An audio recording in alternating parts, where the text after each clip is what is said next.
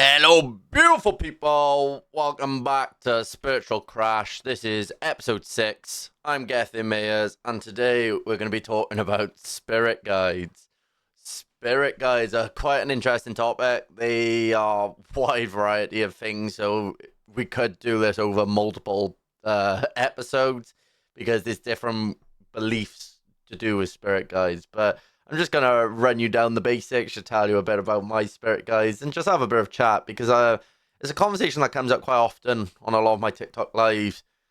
They're like, what's a spirit guide? How can you connect to your spirit guide? Who's your spirit guide? And there's no right or wrong answer when it comes to who your spirit guide is. So I just want to cover a little bit and just touch upon it. So let's start off with what are spirit guides. So there's many different types of spirit guides, hundreds of different types of spirit guides, but the main 6 that you tend to hear of are your protection guide, the gatekeeper, your teacher guide, your messenger guide, and your joy guide. I think that was 6. Yeah, I don't know if I've missed one. I've missed one. Oh, healing guide. Oh my god, that's 6. That was 5 though originally. So let's run through that again. So we got the protection guide, gatekeeper, messenger, teacher, healing guide, and joy guides. So the protection guide and gatekeeper, they got very similar roles. The protection guide is more about protecting you physically, giving you strength to go on, that kind of thing. Your gatekeeper is more of like who's allowed to come in, who's allowed to go out spiritually. Your messenger is the one that most mediums or psychic mediums will use when actually delivering a message. The guide is the like middleman. Your teacher guide is the type of guide that will put you down different pathways. So, for example, if you signed up to a course or you stumbled upon a book or you bumped into someone you needed to speak to, they're kind of your teacher guides. They kind of put you in the right place, the right time. Joy guides are basically to give you a bit of happiness, a bit of joy in your life. When life's a bit serious, these guys tend to come around. And then you got your healing guides, which basically, as the name states, do like a lot of the healing and stuff like that, if that makes sense. So I could go into a little bit more depth with them. I could, talk about the different guides a lot more, but the most important ones, depending on what you actually want to do. If you want to go down into mediumship, then the messenger guide is going to be the most important. If you want to go into healing, your healing guide is going to be most important. So that's things like Reiki, angelic healing, crystal healing. So that's going to be the most important. But we all got guides. Every single person have got a guide of some sort. Some people see these guides as spiritual beings, where it's like monks, nuns, Indians, high up spiritual people who's done a lot of work.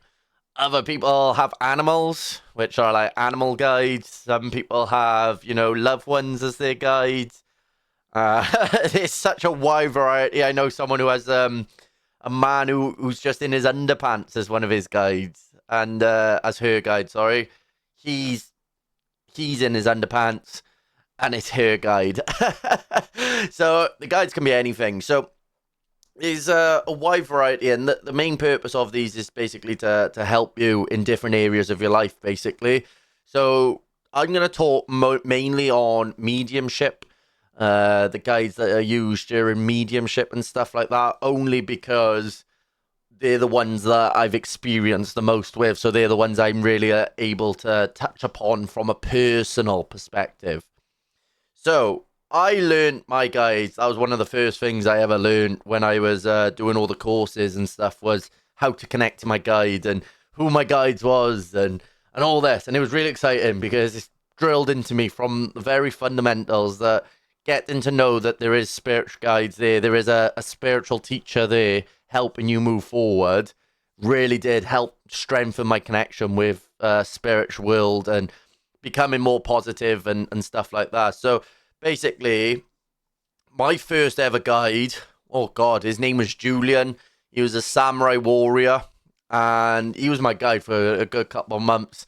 And he's taught me so much. Like I've got him tattooed actually on my side, and yeah, he's taught me loads. And he was the one who really helped me shift my mindset, because I used to talk to him every single day. Have conversations in my mind's eye. I used to go into meditations a lot with him. and we just got on, and he really did help me get off the starting blocks with everything. And then I had Alex. Alex was a nun. She was a very pretty lady. Yeah, she was a nun. And then I had Wayne. Wayne was a little African tribesman. He used to carry a spear. He was only short. So, yeah, he used to have a spear and he used to wear like the mask and everything. Then I had Clara. Clara was quite an interesting character. Um, she was a bit of like a witch, is the best way to put her. She was a bit of a witch. Lovely person, but she kind of reminded me, do you know, like the Wizard of Oz, the Glenda is the good witch. She reminded me a bit of her because normally when she came in, all I was able to see was like her hand and her long, lovely hair, and I couldn't really work out much more of her. And now my current guide, his name is Bruce, and he's a 6'9", like London beheader. So yeah, it just goes to show that spirit guides could literally be anything and everything. And it's really interesting because like each spirit guide I've spoke to, they've made me work in such a different way when it comes to the mediumship and stuff like that. It's quite interesting. So like, I highly recommend if you are coming into like spiritual movement and stuff, just to meditate and get to know your guides or just talk to your guides, because you can call them whatever you want. You can call them the universe, you can call them energy, but we all got a team that's helping us through life. Once you get to know them, you start to notice a lot more signs around you. You start noticing like more like white feathers and robins and things that are around you, which is really exciting. It's really nice to know that you got your loved ones around you. You got someone who's watching over you, who's helping you on the days that you don't feel like you can do anything. So yeah, it's really nice to get to know your spirit team, regardless if you are going into mediumship or not. So for me, obviously, I only learnt my guides because I came into the mediumship movement. But after doing lots of research, reading all the books and stuff, the benefits of just knowing that you got someone supporting you, someone watching over you, someone pushing you in the right direction, which kind of links in a little bit with last week's, where you kind of find yourself being more authentic because you want to do people proud. Obviously, well, I do anyway. That's how I want to live, because most people I speak to, that's what they aim for, is to do people proud. So it's quite interesting to get to know, and yeah, they can really help a lot of like worries and stuff that you have got going on. So like one of the things I always ask my guides, if I got any problems or questions, just give me a bit of confirmation. I always ask to show me a green car, and I always give them like a time frame of when I want to see this green car. So green cars are very significant to myself. Obviously, I know that sometimes they are a popular car, but I don't see many green cars on the road. It's either green or purple cars I'll ask for, because it's not a popular color. You know, like if I was saying like show me a black car, you know, it's like every 1 in 3. Show me a red car, it's like every 1 in 3. A blue car, I see one of them every day I go on the drive. So that's why I've aimed for something that's not impossible, but it's common enough or rare enough for you to feel that sense of, yeah, you know, that resonates with me. So, how do you get to know your guides? There's quite a few ways on how you can do it. Any form of meditation will work. Oops, sorry. That was a bit random. But yeah, any form of meditation will work. So there's different varieties of meditations you can actually do. The one that I always revolve back to, and it's stuck with me since day one, I read it in a book. And it was one of I think it was like the first or second book I ever read. It was I can't remember what book it's from. I would know it if I saw it. I'd have to look on my shelf to have a look. I'm pretty sure it's a purple cover. No, it's the one with the staircase. I know what book it is. I can't remember the name of it, but we'll cover that when I go talking through the podcast. But in there was a meditation, and they walk you along a beach, and they get you to sync your breathing up with the sea, and then they take you into a little cave. And in this little cave, there's a light. You've got the option to go like left, right, wherever you want. And eventually you follow the lights and you come to a big open space. In this big open space, There's a bench and a light, and you sit down, you ask for your guide to step forward, and then you have to just trust the information you're getting, because a lot of people, it's really hard for people to trust that the information they're actually getting, because as humans, we tend to doubt everything.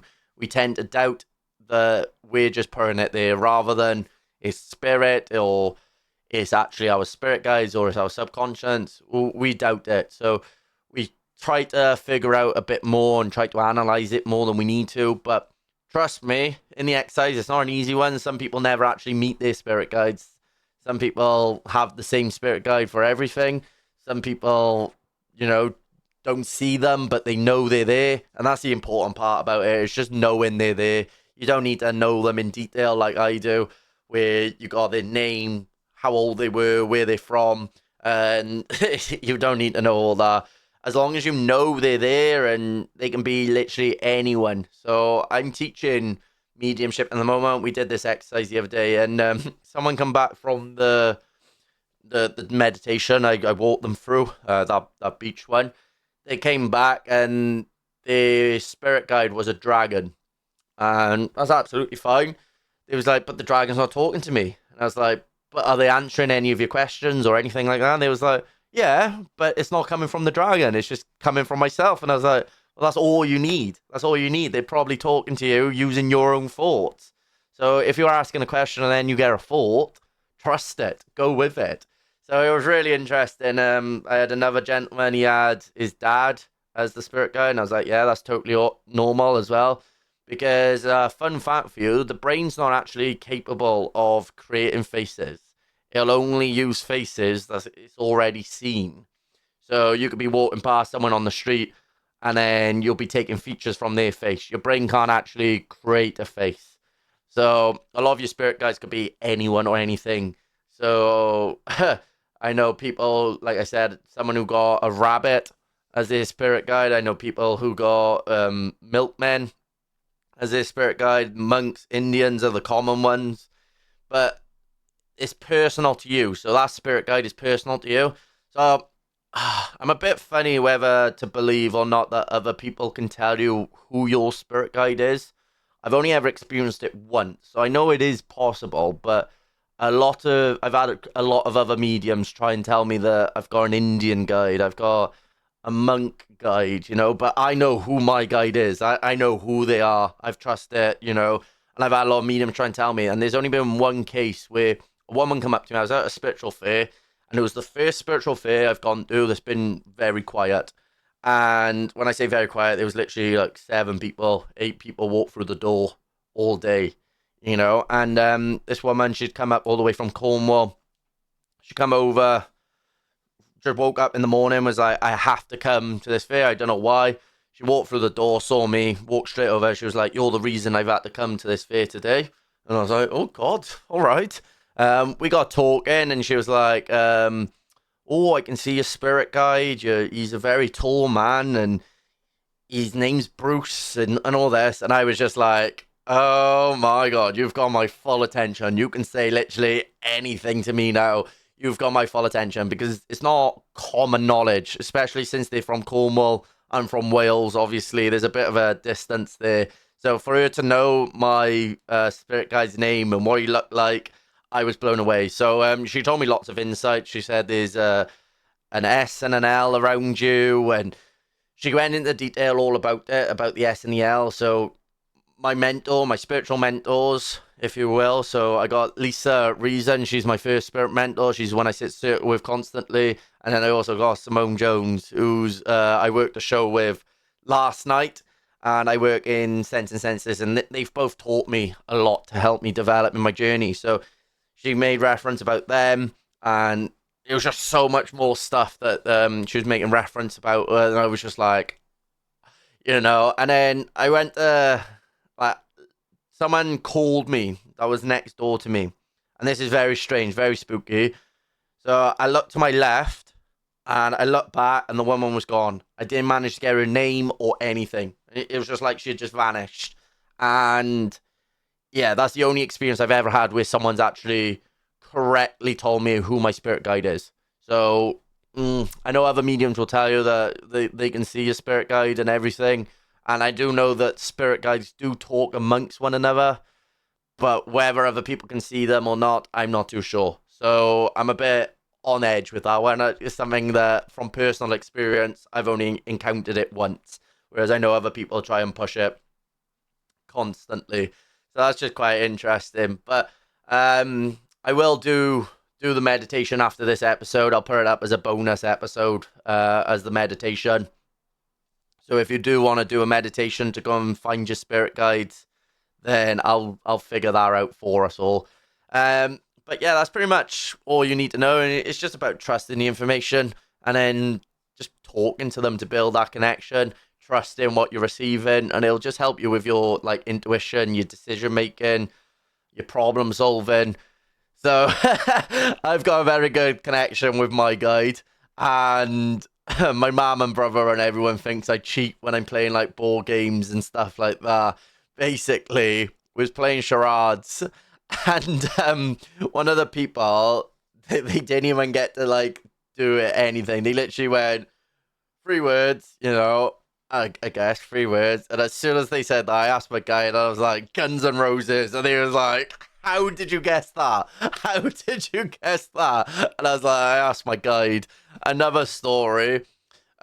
Someone bought me a gift, and they were so excited to be like, oh, I've got you a gift. I've got you a gift. You'll never guess in a million years. And I was like, I'll just ask my guide. And it was like, all right then. I asked my guide, and I was like, oh, you've got me a crochet set. And it was like, how? And I had it down to like the actual like crochet set and everything, like, like down to the T. And they was absolutely fuming with me, the fact that I was able to guess it. But I love it. I love the connection I have with Bruce. He makes me laugh. We do trance mediumship as well, which is the highest form of mediumship. I can cover that in another topic, which is quite interesting. But yeah, I absolutely love it. Love the connection I have with my guide, and he really has pushed me on leaps and bounds. So every spirit guide I've had has made me work differently. They've all taught me something different. And what I've done is now I've just taken the bits I like, and that's how I'm starting to work. So I don't know whether I'm going to have another one anytime soon, or if Bruce is staying for a little bit. I'm not too sure. But normally when I do my meditations, I normally get a countdown, knowing if there's going to be a new guide or not. And it's really strange because I started having the countdown, and then the countdown disappeared. So it makes me feel as if, I don't know whether there's something that I've either gone back on and I need to relearn, or Bruce is working with me on it, or he's asked for help and I'm going to be sticking with Bruce. I don't know, but I'm looking forward to whatever the future holds. So this has been talking about spirit guides. It's been a little insight to spirit guides. I can go into more depth about it if you have questions. But yeah, next week's episode, I think we're going to do protecting your energy. How to protect your energy. So how to protect your energy is coming up next, because I think it's a very important topic. And then obviously I can bring in the protection guides and everything into that episode. So that will be next week's episode. So I hope you've all enjoyed. I'm proud of you. I believe in you. Let's just keep smashing life. Thank you. Hope you have an amazing day.